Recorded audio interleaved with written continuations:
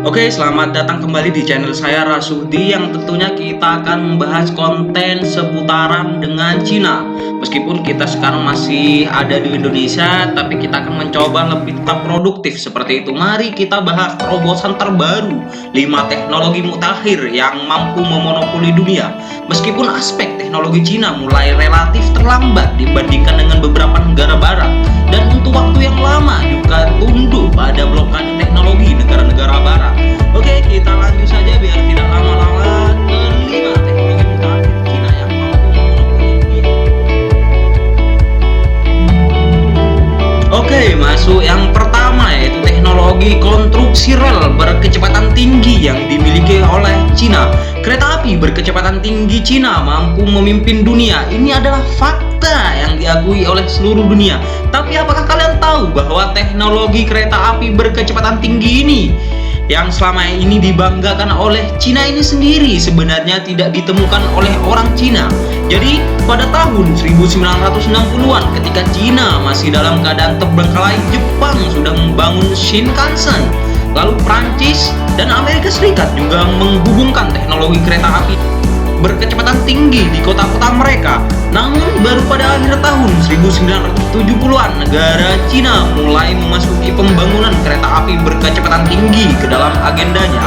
Meskipun dimulai terlambat hanya dalam beberapa dekade berkat upaya terus-menerus dari para peneliti Cina, mereka akhirnya mampu membuat kereta api berkecepatan tinggi Cina yang telah mulai berulang kali mencetak rekor dunia dan telah melampaui Jepang, Amerika Serikat, dan Prancis, yang merupakan negara pertama yang mengembangkan kereta api berkecepatan tinggi ini.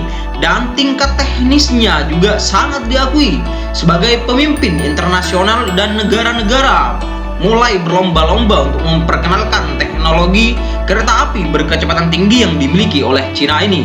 Saat ini produk kereta api berkecepatan tinggi negara Cina ini telah dijual ke 104 negara di seluruh dunia, dan skala ekspor menempati urutan pertama di dunia, menempati 70% dari pasar kereta api berkecepatan tinggi yang ada di global, yang dapat dikatakan sebagai satu-satunya kereta api tercepat di dunia. Oke, kita masuk yang kedua yaitu teknologi transmisi UEF atau lebih dikenal dengan frekuensi ultra tinggi. Teknologi transmisi daya UEF saat ini merupakan salah satu teknologi transmisi daya tercanggih di dunia, dan teknologi negara Cina di bidang ini adalah yang paling maju di dunia. Kita semua tahu bahwa Cina memiliki wilayah yang luas, dan negara itu membentang dari zona dingin ke daerah tropis, dan banyak tenaga angin, tenaga surya, dan proyek lainnya terkonsentrasi di wilayah barat. Oleh karena itu, tidak mudah untuk mentransmisikan listrik melalui jaringan ke berbagai wilayah di negara Cina. Harus mampu menahan suhu yang sangat tinggi sekitar 50 derajat dan juga harus tahan terhadap suhu yang sangat rendah sekitar 30 derajat. Selain itu harus mampu menahan lingkungan yang keras seperti badai pasir di Gobi dan korosi di lingkungannya. Oleh karena itu negara Cina secara eksklusif mengembangkan dan menguasai teknologi transmisi daya UEF. Berdasarkan persyaratan ini, baik dari segi kecepatan dan skala transportasi serta kehandalan jauh melampaui negara-negara maju, yang sangat memudahkan konsumsi listrik di beberapa daerah terpencil di negara itu. Perlu disebutkan bahwa beberapa negara yang menggunakan jaringan listrik regional telah mulai secara aktif mendorong teknologi transmisi UEF standar tinggi dari negara Cina, seperti India, Australia, Filipina, dan yang lainnya.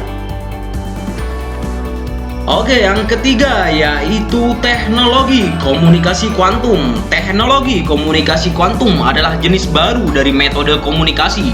Sederhananya menggunakan keadaan superposisi kuantum dan efek balitan untuk mentransfer informasi.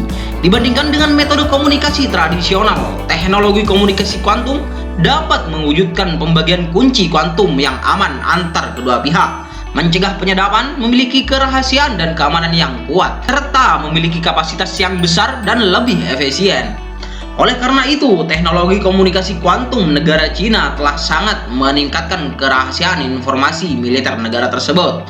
Bahkan jika beberapa informasi dicuri oleh negara-negara dengan motif tersembunyi, mereka tidak dapat menghitung dan mendekripsinya dan mendapatkan konten di dalamnya. Amerika Serikat juga memiliki Tapi tidak ada hubungannya dengan teknologi komunikasi kuantum yang negara Cina ini miliki saat ini. Saat ini negara Cina telah berhasil mengembangkan satelit eksperimental sains kuantum pertama di dunia, Mozi, dan membangun jaringan tulang punggung komunikasi aman kuantum pertama yang ada di dunia. Jalur utama Beijing sampai Shanghai. Ini berarti bahwa negara Cina jauh melampaui negara-negara maju yang ada di barat, yang masih bisa dikatakan belajar dan telah berhasil membangun prototipe pertama dari jaringan komunikasi yang aman seperti kuantum di area yang luas dan mengintegrasikan udara dan darat.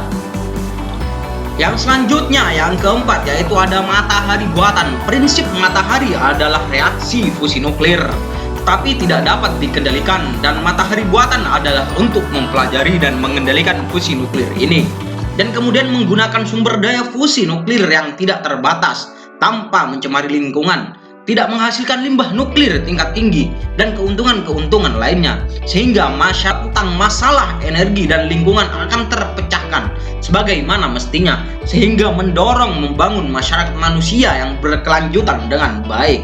Saat ini banyak negara berkomitmen untuk penelitian matahari buatan, tetapi negara Cina telah memecahkan rekor dunia dalam hal ini berkali-kali, meninggalkan beberapa negara Eropa dan Amerika Serikat yang di luar jangkauannya. Pada tanggal 28 Mei 2021, perangkat eksperimen fusi nuklir tokamak yang sepenuhnya superkonduktor di negara Cina berhasil mencapai operasi plasma sebesar 120 juta derajat Celcius dalam 101 detik dan 160 juta derajat Celcius dalam 20 detik yang berulang-ulang, yang merupakan 100 juta derajat Celcius asli di Korea Selatan. Rekor 20 detik semakin membuktikan kelayakan energi fusi nuklir ini. Yang selanjutnya yaitu teknologi kedirgantaraan. Meskipun pada 1950-an dan 1960-an, ketika negara-negara lain dengan giat mengembangkan teknologi kedirgantaraan, Cina, yaitu negara yang sangat miskin dan kulit putih, baru saja memasuki bidang ini.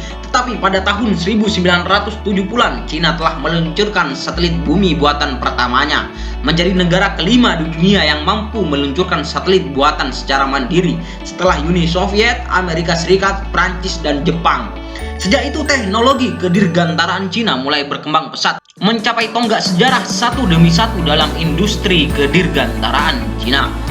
Misal pada tahun 2003, pesawat ruang angkasa berawak Shenzhou 5 negara Cina berhasil meluncurkan keluar angkasa.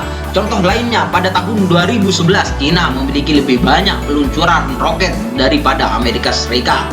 Pada 2012 jumlah peluncuran satelit buatan melebihi Rusia. Patut disebutkan bahwa peluncuran pesawat ruang angkasa berawak 12 Shenzhou baru-baru ini yang sukses di negara Cina tidak hanya menciptakan presiden bagi pusat astronot di negara Cina untuk menguji pesawat ruang angkasa berawak dari jarak jauh dalam proses pengembangannya, tetapi juga menerapkan pertemuan cepat otonom dan docking pesawat ruang angkasa berawak untuk pertama kalinya. Kemampuan docking semacam ini bisa dikatakan terdepan di dunia. Perlu diketahui bahwa waktu docking pesawat ruang angkasa berawak 12 Shenzhou negara Cina dengan gudang intim di Tianhe hanya membutuhkan waktu 6,5 jam, yang jauh di depan teknologi yang membutuhkan setidaknya 48 jam di Eropa dan Amerika Serikat, dan membutuhkan partisipasi manual untuk menyelesaikan hal tersebut. Dan tingkat ini dapat dicapai karena dibandingkan dengan chip yang telah terjebak oleh negara-negara barat di masa lalu, pesawat ruang angkasa berawak 12 Shenzhou telah membuat sejumlah peningkatan aplikasi chip lokal dan sepenuhnya mewujudkan kontrol independen. Meskipun Cina bukan yang pertama memulai banyak Cina pasti bangga mengatakan bahwa Cina adalah yang paling cepat berkembang. Dan saya juga percaya bahwa perkembangan yang ada di negara Cina tersebut memang adalah negara yang akan memiliki lebih banyak teknologi untuk memimpin dunia, dan sangat memukul wajah bagi negara-negara barat yang ingin memperlakukan blokade teknologi di negara Cina tersebut.